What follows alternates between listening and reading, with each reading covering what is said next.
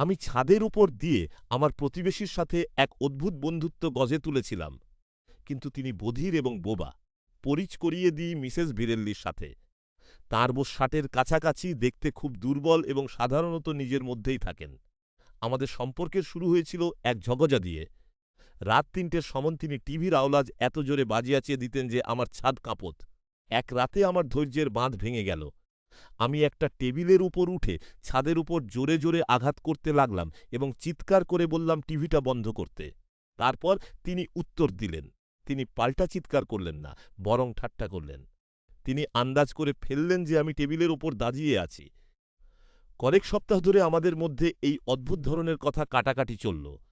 আমি কি করছি তিনি তা আন্দাজ করে ফেলতেন, যেমন সিঙ্কের সামনে দাঁড়িয়ে চিজ খাচ্ছি কিনা, অথবা কোনো বাজে হরর মুভি দেখছি কিনা। আমি তাকে ডাকতাম ঠাম্মা বলে, আর তিনি আমাকে ডাকতেন কিডি বলে।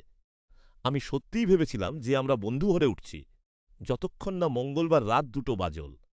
ওপর থেকে একটা কণ্ঠস্বর শুনলাম, ঘুম আসছে না কিডি?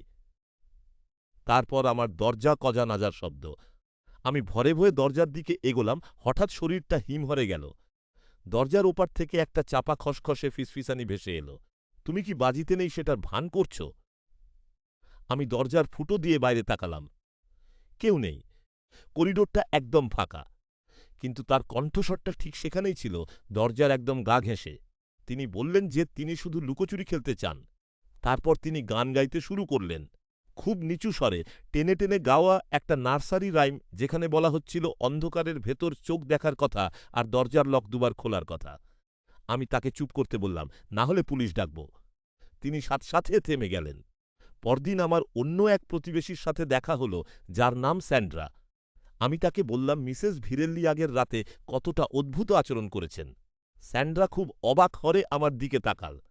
মিসেস ভিরেল্লি, আপনার উপরতলার সেই মহিলাটি? হ্যাঁ, আমি বললাম। কেন? তিনি তো বধির এবং বোবা, স্যান্ড্রা উত্তর দিল।